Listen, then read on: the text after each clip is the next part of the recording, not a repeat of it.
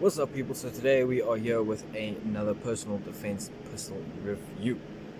Yes, because I like them and they're cool. So today we are looking at none other than the Walther PDP T4E.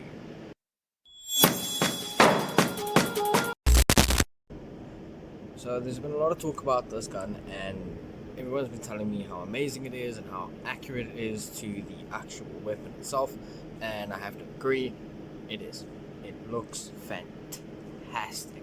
I think it is one of the best looking personal defense pistols you can actually get right now, and I truly believe that.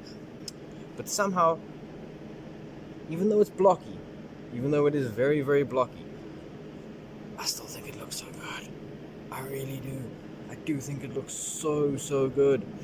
So, the breakdown. So as you can see, Walther PDP T4E, and let me just show you, actually it is clear. So, magazine, standard magazine. I'm not running the quick pierce. I do plan on getting a quick pierce hopefully soon, except they are, like I've said, ridiculously expensive for what they are. I would love to get a quick pierce to be able to keep in my plate carrier, but again, money and availability, they are quite hard to come by. So this is just the one that it came with, which again works great. And to be honest, you don't lose that much gas. I tend to shoot this thing quite often, so it's not sitting in a bag or in a cupboard for months on end before I use it. I'm using it fairly regularly, so it's not standing for too long with gas in it, which, you know, with a canister in it, so it's not too bad. I'm not losing that much. I have found if it stands for like 2-3 weeks without being fired, then the first shot would be as powerful as it should be, but then everything after that just significantly drops off. But again, it never really stands around for that long. Anyway, so going down the rest of the pistol, I've got grip tape on this. The actual Allen key for the bottom of this guy, which I'll go over the mag a little bit later, but as you can see, it's got a little Allen key there. The Allen key for this is in the grip. It does come out here, you can see a little line, and this whole back piece of the grip does pop out to then access that, which is nice because then you've constantly got the tool that you need in case you want to change, you know, CO2 cartridges. But I find I don't want to use this often because after a couple of times of using it, I can already feel the clip is getting a bit soft. It's not quite gripping the way it was when I first got it, so I don't want to keep using it, and then eventually that either breaks or becomes very loose, and then this thing wobbles around in your hand, which is not going to be a very good time. So that's why I tend to not use this. I actually have my own Allen key that I carry on my plate carrier, which I'll use if I need to change. So I'll use an external tool. I won't use the given tool. So there we go. We've got the full 8 rounds in there. Oh, it's 8 rounds, by the way. A little gas canister at the back, as you can see. Funny enough, I'm not a big fan of these magazines, purely because they're expensive. That's one of the main issues I have with the Walther PDP in general, is the price tag. So you can get it from Blades and Triggers, I believe, for about $9,000 at the moment. Then a spare magazine is going to run you about $2,000, which is quite ridiculous. And you think like, oh, what the hell, 2,000 rand for a magazine? It's like, really? What the hell? Here's the thing. The whole design with these pistols is, this is essentially the pistol. This is your chamber and everything in this magazine. That is why it's so expensive, because most of the working happens in here. It doesn't happen in here, it happens in here. And that does add a certain realism. Like, this thing is very nice and heavy, and when it's in the pistol, it goes in very nicely. It feels nice in the hand, especially when it's there. The weight's in the right place. So for the overall performance of the gun, especially for it being a training pistol, it is very nice to wield. So I do see how they've done it. There is other ways to do it and get the same result that can still make the magazines a little bit cheaper, which I do feel that maybe they should be doing, but then again, maybe that would lack performance, maybe it won't be as reliable, maybe you won't get as much, efficiency out of each canister. I'm sure there's a million reasons why they did it, but personally, I'm not a huge fan. One of the greatest things about this pistol, it is RMR ready. It comes out of the box, ready to go. As you can see, the slide's a little bit buggered because the Trijicon that I have wasn't quite the right size, and I had to file and root roll and cause a bit of nonsense, but that's just me being an idiot more than anything else. So it's got a little cutout at the bottom, and you can buy different plates that you can put on and then put different sights on depending on the footprint that you have or whichever style that you want to go for. There is a hollow sun, I believe, that fits straight onto the PDP base, but don't quote me on that, I could be wrong. Other than that, you're going to have to buy an adapter plate.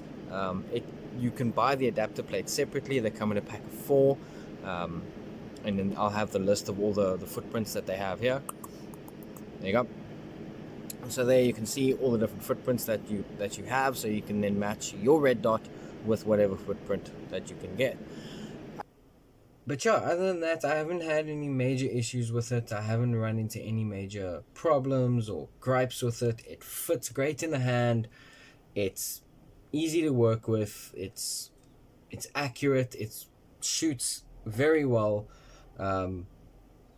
So yeah, I mean, even the weight itself is nice without the magazine. It still feels obviously now front heavy because I do have the light on it, which does add weight to it.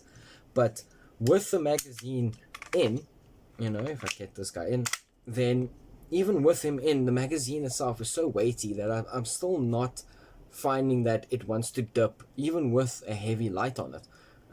It still wants to stay where I put it, which is very, very nice. It's very, very manageable, the weight. It's, I can move around easily. I don't feel like I'm fighting to keep the pistol up or fighting to move it around if I need to, again, you don't want to be doing this when you're shooting. You rather want to move that way, but again, fast situations call for fast actions. So, it's a nice weight, especially with the the little dovetail here.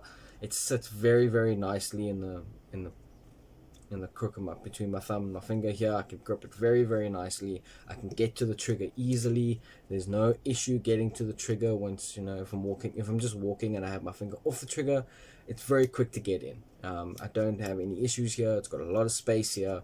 Again, if you've got bigger fingers, you might have an issue with that, especially if you have a light setup like I do, where the switch goes past the guard here. But for me, I haven't found that to be an issue at all. But again, if you have bigger fingers, fatter fingers, then this could become an issue.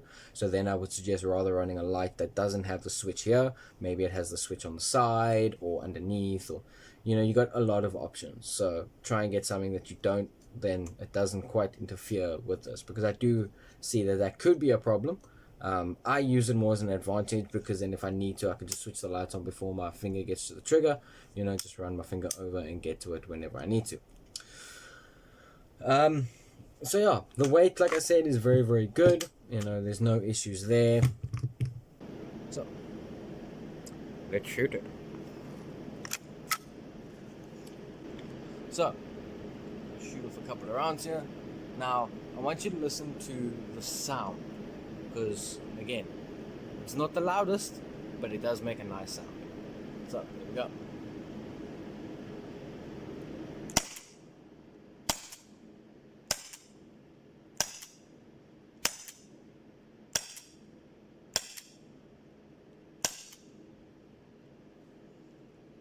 You can see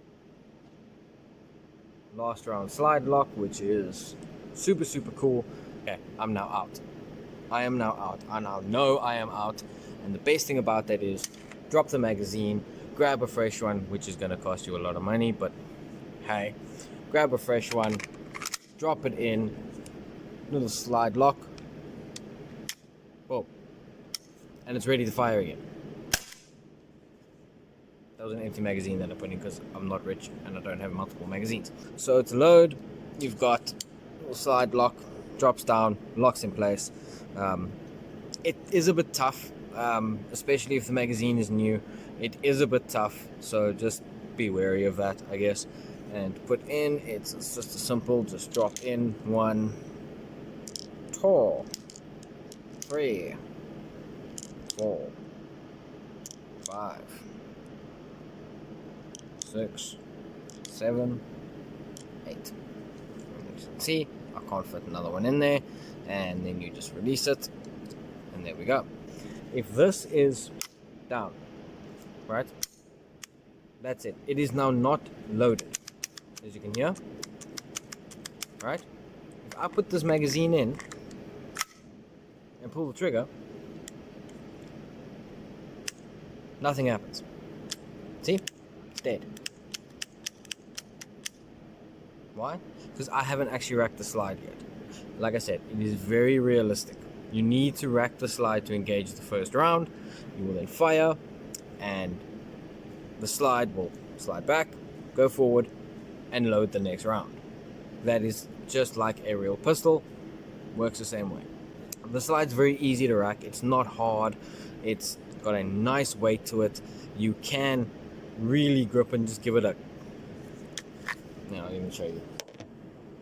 So straight out, you can.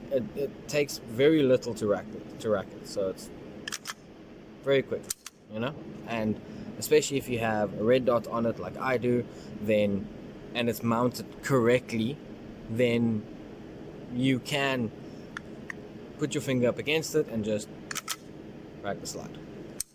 Again, it does have nice deep cuts here, which you can use to grip as well if you want to. Over here as well to use the slide if you want to. So it's very easy to rack the slide for the first round, but it is something that you need to do. One thing that I do like, again, about this is the trigger safety. Now, the Walther PDP is known for its good trigger. It's got a fantastic trigger on it, and the T4E is no different. It's a fantastic feeling trigger. It's very consistent in the way it pulls. It's got a nice feel to it, So there you can feel it's just got a little bit and then click. So slide, going, a little bit more pressure, and then click. So right there's about your action, and again, it's very, very consistent with the way it works. Which is nice. I like a consistent trigger.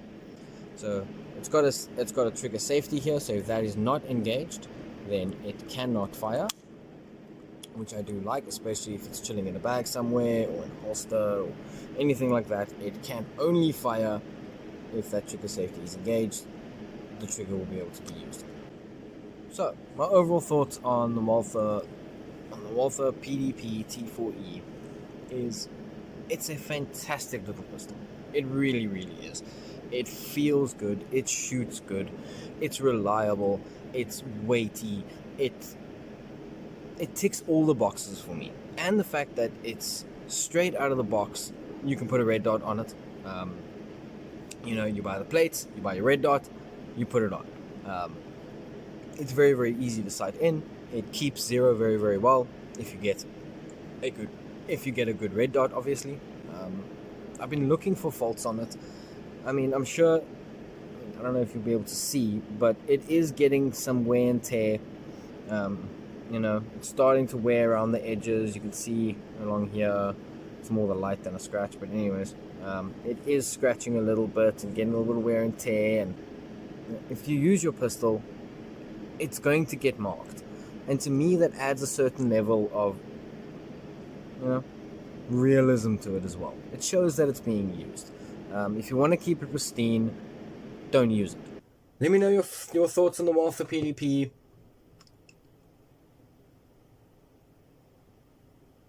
And I'll see you all in the next one.